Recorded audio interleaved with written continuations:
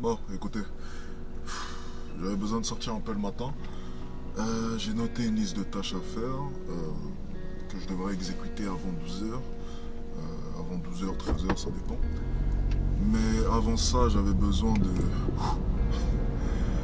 sortir un peu, ça fait du bien, ok? C'est vrai que maintenant, je suis beaucoup à la maison parce que je bosse depuis chez moi. Avant, c'est vrai que j'avais une vie un peu plus animée. Avec l'académie, les coachings, c'était drastiquement différent. Maintenant, j'ai une vie un peu plus... j'ai une manière de travailler bien plus efficace. Ça n'a rien à voir avec auparavant. Ça, c'est une certitude. J'en suis content. Mais c'est vrai que par moment, j'ai besoin de ces petits moments où je sors dehors. Donc, je me suis dit, pourquoi pas sortir le matin. J'ai pris la voiture. Et je me suis mis à rouler dans Paris tôt le matin. Et ce que j'aperçois, c'est que tout le monde part au travail. Alors, c'est cool, les gens vont travailler. Et moi, c'est bizarre, mais je vois ça aussi comme une forme de travail. Alors oui, vous allez me dire, c'est un peu plus cool, c'est vrai, de simplement se promener en voiture comme ça au hasard, mais je vois ça aussi comme une forme de travail. Ça fait pleinement partie de mon travail. Être capable d'extérioriser un peu. Je me questionne aussi en roulant. Je prends un peu du bon temps et je sais pertinemment que je serai bien plus efficace lorsque je vais rentrer à la maison tout à l'heure. C'est ma façon de travailler. Tu vois, je pense que être tout le temps comme ça, en plein dans tes feelings, en plein dans tes problèmes, c'est pas une bonne chose. Je pense que des fois, il faut savoir extérioriser. La meilleure manière pour extérioriser, c'est de sortir, c'est d'aller dans un endroit qui t'inspire et de te faire plaisir, savoir te faire plaisir. C'est très important. Je ne parle pas d'aller en soirée. Je ne parle pas de boire de l'alcool forcément, même si ça te fait plaisir, libre à toi. Je parle sincèrement, merci, je parle sincèrement de trouver une activité qui reste quand même un minimum saine pour extérioriser, pouvoir faire une introspection sur toi et sur ton business. C'est très important. Alors c'est un peu complexe, tout ce que je suis en train de raconter là. Pour la plupart d'entre vous, vous n'allez peut-être pas comprendre, mais tout ça, j'en parle dans ma formation Mindset. J'en parle aussi par moments dans mes emails. Et sachez d'ailleurs que mes emails sont totalement gratuits. Donc vous avez une newsletter dans la description. Vous vous inscrivez, vous mettez votre email. Et chaque soir, vous allez recevoir un email. Les gars, c'est gratuit. Ok? Un email de ma part chaque soir. Faites-vous plaisir. Faites-vous plaisir.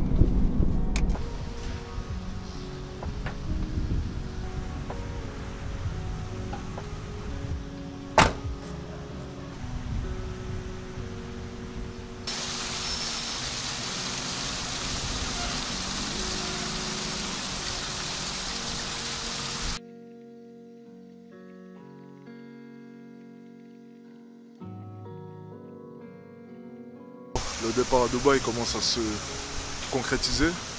J'ai un gros virement à faire ce week-end de près de 10 000 euros. Donc écoutez, je suis un peu stressé quand même. Je vais découvrir une nouvelle ville. Ce sera la première fois que je vais quitter la France, que je vais aller vivre à l'étranger. Et ça fait bizarre. Mais bon, il fallait forcément que je passe par là. Je reviendrai souvent quoi qu'il arrive sur Paris. Je pense passer généralement 10 jours sur Paris chaque mois et 20 jours à Dubaï ou 10 jours autre part, mais dans tous les cas 10 jours en dehors de Dubaï. Pour moi ça sera une expérience vraiment enrichissante, ça sera un nouveau défi et je pense sincèrement que ça va augmenter ma détermination. Alors je ne dis pas que ma détermination n'est pas à son paroxysme, mais je dis simplement que je remarque qu'en ce moment je me base beaucoup sur ma discipline. Ce qui est bien, ok? Mais j'aimerais bien quand même retrouver cette détermination, c'est-à-dire cette envie de faire plus. C'est vrai qu'en ce moment, par moment, il m'arrive de simplement bosser en mode automatique. Soyons tout à fait honnête, je bosse parce que c'est ce que je sais faire et je bosse surtout parce que c'est indispensable pour moi. Peu importe mon ressenti, peu importe mes sentiments, ok? Et j'aimerais bien vraiment retrouver cette envie. Moi, me baser sur ma discipline, même si elle sera bien entendu toujours là, mais surtout avoir de la détermination. Et pour ça, Dubaï, je pense, est la meilleure des manières. Et clairement la meilleure des manières. Une ville très compétitive. Et je pense sincèrement que ça va me booster de lancer un nouveau défi comme ça. Sincèrement. Je pense sincèrement que le mois de décembre, du coup, étant donné que je serai sur Dubaï à ce moment-là, sera un très bon mois pour moi. Voilà, c'est mes prévisions. C'est mes prévisions. J'espère sincèrement d'ici le mois de décembre, fin mois de décembre, bosser comme un fou à Dubaï et réussir à faire, je sais pas, peut-être dépasser les 80, 70 000 euros de chiffre d'affaires. J'avais fait des prédictions dans le vlog juste avant. J'avais dit que je dépasserais peut-être les 70 000 euros de chiffre d'affaires. Bah, j'ai échoué, c'est pas grave. J'avais une stratégie. Je ne l'ai pas trouvée finalement si pertinente que ça. Je n'ai pas décidé de l'adopter.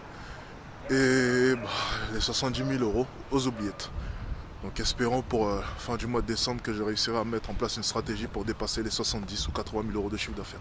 De toute manière, je ferai des prévisions, je vais calculer, puis on refera un pari. Dans tous les cas, ça ne me dérange pas de perdre des paris. On n'a pas réussi à atteindre les 70 000 euros, mais on a réussi quand même à atteindre un bon montant, ce qui est déjà très bien. Okay, on espère vraiment, fin d'année, dépasser une barre plus haute et vraiment sentir une sorte de progression quand je serai à Dubaï. Je l'espère en tout cas. En attendant, Paris, c'est toujours aussi beau. Ça, il n'y a pas de doute. Ça va me manquer. Même si je reviendrai tous les mois. Dans tous les cas, on s'en fout. Mais tous les jours, c'est quand même mieux.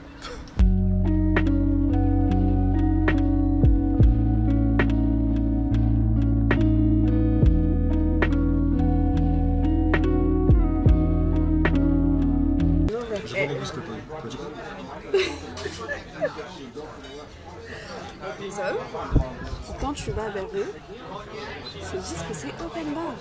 C'est-à-dire que pour eux c'est trop simple. Et beaucoup d'hommes, mais après je me dis, donc potentiellement ça veut simplement dire que c'est pas la bonne personne. Il y en a beaucoup qui n'aiment pas la simplicité. Donc ta solution pour paraître beaucoup plus compliquée, ça serait de répondre aux DM des hommes sur Instagram.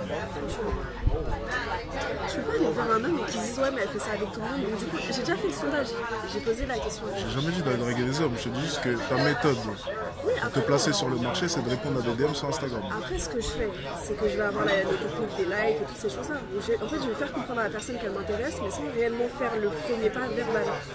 La seule manière de rencontrer ton futur mari, c'est sur les réseaux sociaux. C'est les réseaux sociaux. Ouais, non, ça c'est des bêtises. Ouais, mais parce que c'est plus simple. En fait, les gens ont du mal maintenant à aborder les femmes dans la rue. C'est-à-dire que même si la personne, tu lui plais, elle aura du mal à venir vers toi. Alors que sur les réseaux, c'est plus simple. Donc pour toi, il y a soit les réseaux, soit la rue. Il y a quoi d'autre? Il y a quoi d'autre? Le monde réel et le monde virtuel. Non, la rue, ça ne définit pas le monde réel à proprement parler. La rue, c'est la rue. Non, mais de manière générale, que ce soit au travail, j'ai jamais rencontré quelqu'un d'intéressant. À la salle de sport, généralement, c'est pas de bonnes personnes. C'est drôle parce que tous les lieux que vous fréquentez, en fait, tu trouveras jamais un prix Nobel là-bas. Bah ouais, tu trouveras qu'un connard.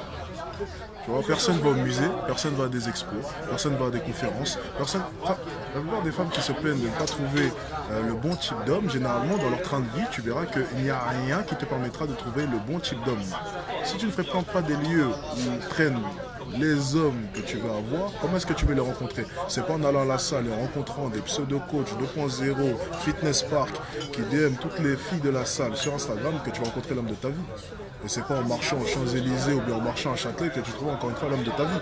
Par contre, si tu commences à te diversifier, à t'intéresser un peu à des choses un peu plus subtiles, peut-être que là, tu te mettras dans des lieux de rencontre beaucoup plus propices à l'homme que tu veux. C'est un truc qu'on m'a déjà dit. Après, on m'a dit aussi de voir au niveau de l'entourage. Parce qu'en fait, mon problème, c'est que j'ai un souci d'entourage et que j'ai du mal à faire toutes ces activités que tu me cites toute seule. Tu vois ce que je veux dire? Donc, je vais y aller avec toi. Tu vois ce que je veux dire? Et du coup, je vais à la salle parce que je vais y aller seule. Ah ouais, tu vas y aller avec qui? Parce que, encore une fois, ton entourage, c'est qui? C'est ça la vraie question. Qui sont tes amis? Ah, mais j'ai pas d'amis, c'est ça que t'as raison. J'ai quasiment pas d'amis en fait. Et toutes les amies que t'as, c'est... Je les vois quasiment jamais. Heureusement, on fait pas ce type d'activité, mais on se voit quasiment jamais. Mes meilleurs potes, il y en a une, ça fait plus d'un an que je l'ai pas vue. J'espère que tu vas poster au montage. Et il y en a une autre, depuis mi-août, on se voit plus. Donc là, en fait, toutes les personnes que je vois, c'est des potes gars. Mes potes gars, c'est les soirs. Franchement. Donc il faut sortir de ta zone de confort. Ouais, je rencontre de nouvelles personnes, ça je t'ai déjà dit. Mais on en parlait tout à l'heure d'autres, tu vois ce que je veux dire? Et pour l'instant, en fait, j'ai du mal avec les gens. C'est-à-dire que je suis timide, je drague beaucoup. D'ailleurs, j'ai vu la vidéo d'une jeune fille sur YouTube qui parlait de ça, qui a expliqué en fait. Parce qu'en fait, elle disait il y a 2 ans qu'elle se sentait ultra seule. Elle a réalisé il n'y a pas longtemps que le problème il venait en grande partie d'elle et du fait qu'elle n'avait pas confiance en elle, qu'elle avait peur de l'image qu'elle renvoyait. Et ça c'est à peu près ce problème que j'ai eu. C'est-à-dire que j'ai tellement peur de me faire rejeter que je préfère ne pas côtoyer les gens, en fait, tout simplement. Ok. Mais j'ai pas peur des hommes, j'ai que peur des femmes. Ça l'explique. T'as que peur des femmes. Ouais. Dans ce cas-là, si tu rencontres pas l'homme de ta vie, ce sera la faute à qui? La faute des femmes. Non, je rigole. Parce que ça serait facile de dire que j'ai rencontré que des connards dans ma vie. Le problème de la plupart des femmes, c'est qu'elles viennent là et puis elles disent j'ai rencontré que des connards dans ma vie. Mais Ouais, j'ai ok. pas rencontré que des connards, par contre. Ouais, mais tous les hommes bien, tu les as rejetés. Parce qu'en fait, tu vois, le problème des hommes blancs, c'est que il manque certaines choses. Oui, les hommes bien, ils ont tous un problème. Mais arrivés à 30 ans, ils deviennent séduisants à vos yeux. Sauf qu'après, ils veulent plus de vous. Ouais, certainement. Mais généralement, ils sont pas trop polis. Tu vois, il manque la fougue, il manque beaucoup de choses. Oui, et tu vois cette fougue. Si vous pensez qu'ils n'ont qu'avec vous, le problème c'est que oui, c'est vrai que les hommes bien, il leur manque une certaine fougue, une certaine audace. Mais cette fougue et cette audace, les hommes qui l'ont, ils ne l'auront pas qu'avec vous. Et justement, le fait qu'ils soient audacieux, c'est cette envie de tenter, cette envie de oser. Et justement, ils vont oser vous tromper aussi. C'est ça le truc. S'ils arrivent à communiquer avec nous, ils peuvent le faire avec tout un tas de Exactement. femmes. Faudra faire sûrement d'être naïf pour penser qu'un homme, en venant te DM sur Instagram, il a DM que toi durant la journée. Non, je sais. Ils se font des sessions.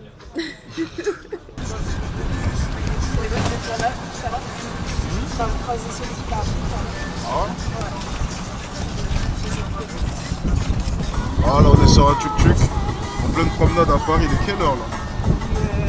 Il est minuit. Voilà, une promenade à minuit, on ne sait pas pourquoi. Je n'ai aucune idée. Je ne veux même pas savoir pourquoi est-ce qu'on est dessus. Alors, franchement, ça fait plaisir de se promener à Paris comme ça le soir. C'est ma journée de repos.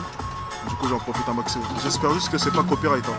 J'ai l'impression qu'à chaque fois que je vais ouvrir ma gueule dans un vlog avec toi, il y a toujours une musique copyright pour m'enlever l'argent, tu sais.